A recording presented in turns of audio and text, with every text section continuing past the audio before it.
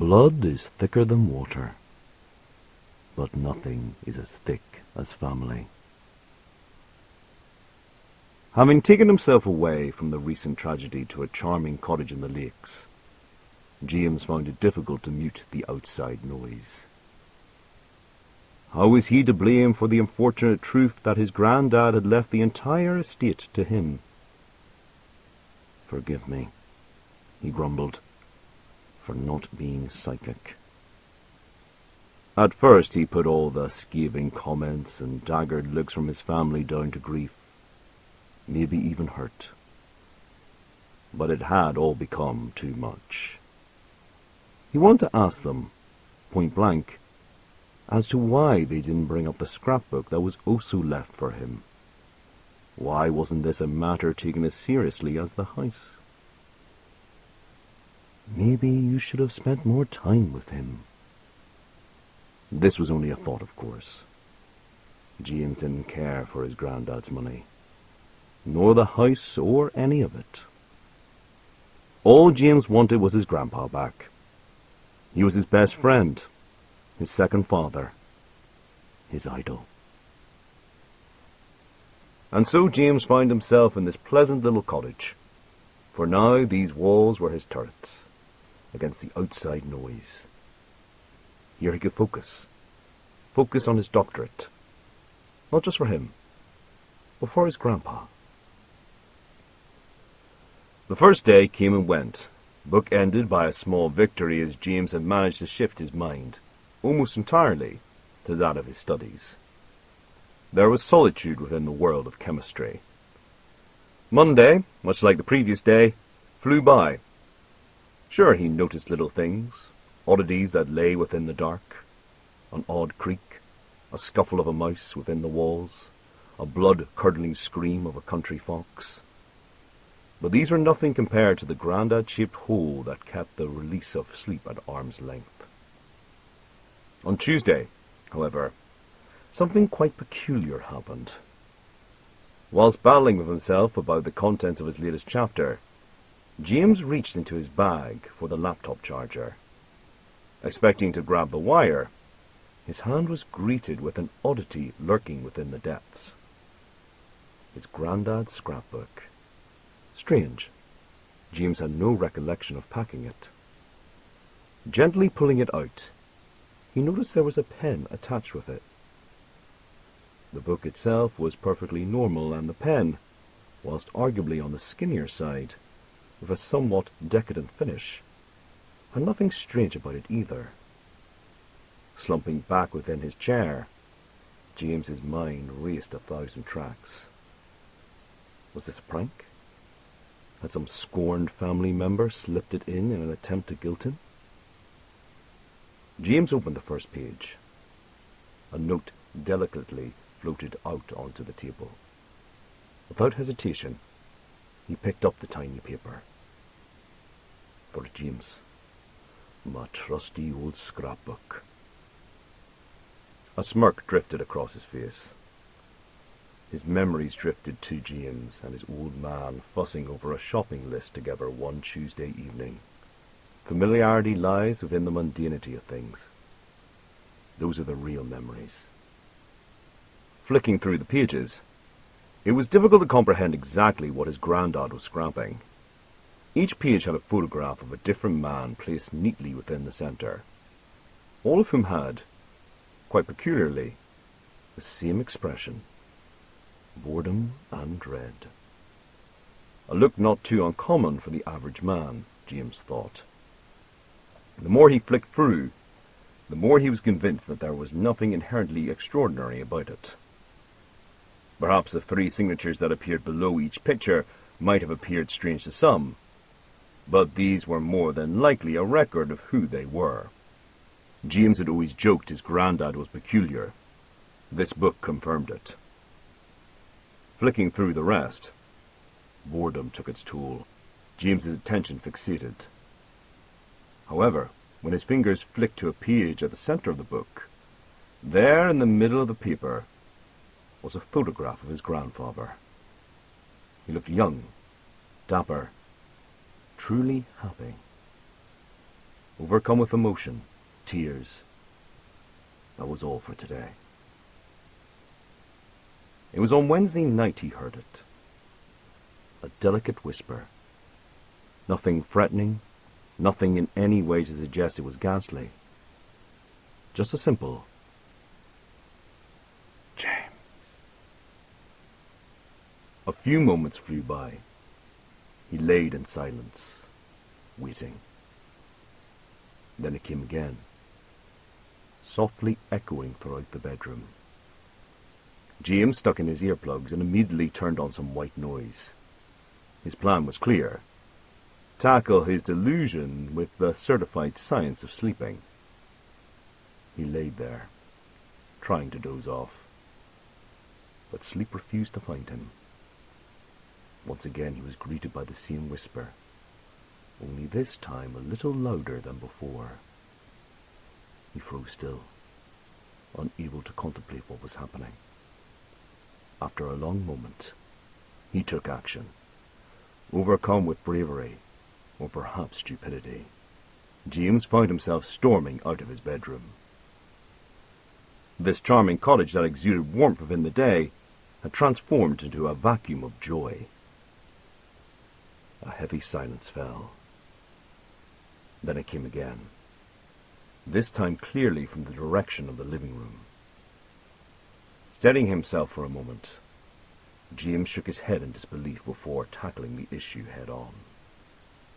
Upon entering, the energy which dragged him there vanished. There was an eerie stillness to the room. An unnatural silence lingered. Whilst trying to convince himself that this was all grief's doing, it came again, clearly from the direction of the desk. Gingerly, he approached the table. To the left, his laptop and a few books. To the right, his Grandad's scrapbook. It couldn't be. Perhaps out of curiosity, maybe even fear, James traced his fingers across the cover. What was once so ordinary was now plagued with an unsettling quality. Quickly turning on the lamp, he flicked open the pages. There they were, those same faces as before. Only this time, in this particular moment, their look was slightly more unsettled. Flicking through frantically, he eventually arrived at the comfort of his grandpa's picture. His look was also startlingly different. His eyes had shifted. James knew it. This look, it seemed as if he was crying for help. This is grief, James uttered to himself. This is grief. Then his grandfather's lips began to move. My lovely James. Whether through fear or sheer disbelief, James froze. I miss you. Grandpa? I'm sorry, Jamesy. I don't mean to frighten you. James slumped back into the silence of the room. This is grief. It had to be. There was no other explanation. This wasn't possible. But deep down he knew that it clearly was. I find myself in a bit of a pickle. James had no response to his grandfather's words. What on earth was he meant to say? My soul, James. It stuck. How? This wasn't scientifically comprehensible. James knew he'd wake up soon. He had to. Trying desperately to avoid whatever this was. He closed his eyes, holding back the sudden rush of tears. I took a silly little gamble with something when I was younger. This something, his grandfather didn't elaborate. Though from his inflection, James was relieved he didn't. And here I am, All because of a mistake, James. A silly mistake. You don't need to understand. The room fell silent. James didn't dare move. He waited. Waited for the inevitable consciousness to break his nightmare. All I want is to be at peace. The pain within his voice sprang James's body into action. He shot up, hovering over his grandfather's picture. He noticed his eyes were weighed down with an unspeakable sadness. This was James's hero, his best friend, his idol. Let me help you, Grandpa. Please. Oh, James, what I ask is, please let me. It isn't fair. Please, Grandpa, I beg you. The two lingered in silence. At last, his grandfather relented. You have to sign your name with this. It's the only way.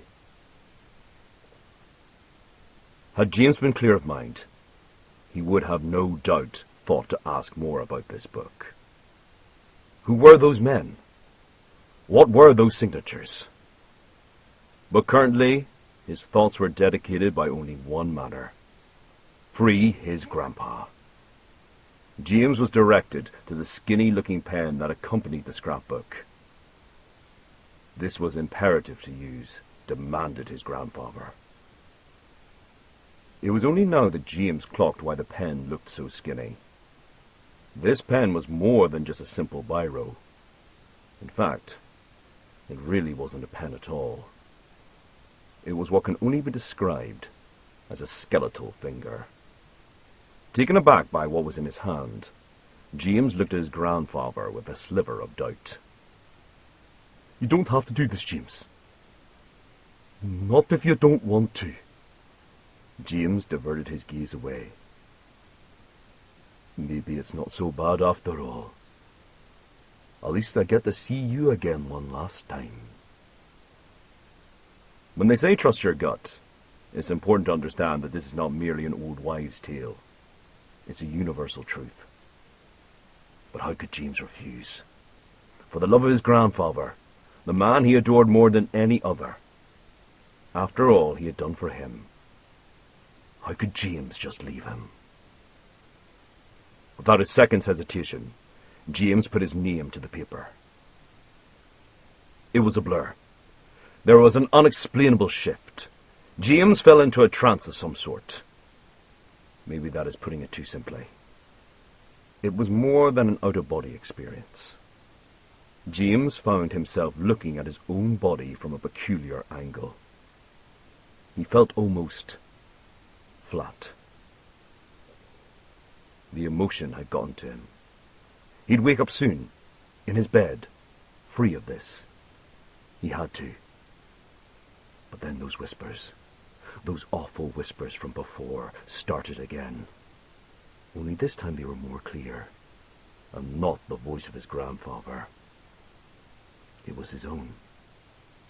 In horror, he watched his own hands crack his neck. He saw his own arms outstretched into the air. It was as if somebody else was living within his body. James's face leaned in close, looking directly into his own eyes. But his eyes, the ones he was looking at, seemed different. Thank you, James. He watched on as his hand signed the book. And that's when James saw it, lingering behind his own body, settling in the corner of his eye, just out of full sight. James saw it, half cloaked in shadow, half made of bone. He watched on helplessly whilst his own hand passed the skinny pen to this thing. In a moment of horror, it leaned down close towards James's face, its eyes an unholy yellow. It never left the gaze of his own. This creature stared into the fabric of James's soul as it slowly signed the page. He noticed it wasn't actually a pen at all. It was a finger, and it seemed to belong to this abhorrent creature. "Please awaken me from this nightmare." He tried his best to scream, but he couldn't. He couldn't do anything. Anything except watch. He watched his own hand shake this thing's. "Until next time, old friend." And as quickly as he had appeared, the creature was gone. James watched on hopelessly as the face that was once his leaned towards him again, only this time accompanied by a ghastly smile. "Thanks again, James." That was the last thing he heard before the darkness came. Time no longer existed. Thoughts no longer had meaning. James's consciousness became stuck in a purgatory of nothingness. He was neither here nor there. Emptiness. Suddenly a bright light pierced James's eyes. "Finally," he thought, "this nightmare is over." But there, looming above him, was his own body, staring down. Only this time, older, greyer, different. A finger gently stroked over James's face, yet no skin seemed to touch him. "My lovely James, what do you think? Age suits you." He wanted to scream, to unleash any noise he could, yet not even a simple breath would muster. Darkness slammed over his eyes once more. All that remained was darkness. No breath would stir, no movement could. He was lost. Light pierced his eyes once again, cutting through the heavy dark. There, leaning into his own face, was a youngish man, no older than James. He was staring at him with tears in his eyes, a smile of innocence beaming across his face. The penny had now utterly dropped. This was in the realm of reality, not the land of nightmares. James tried desperately to summon something, a noise, a look, anything at all to alert the poor young man, something to warn away his impending doom. But there was nothing he could do. Nothing except watch, until the darkness came again. All James saw was darkness.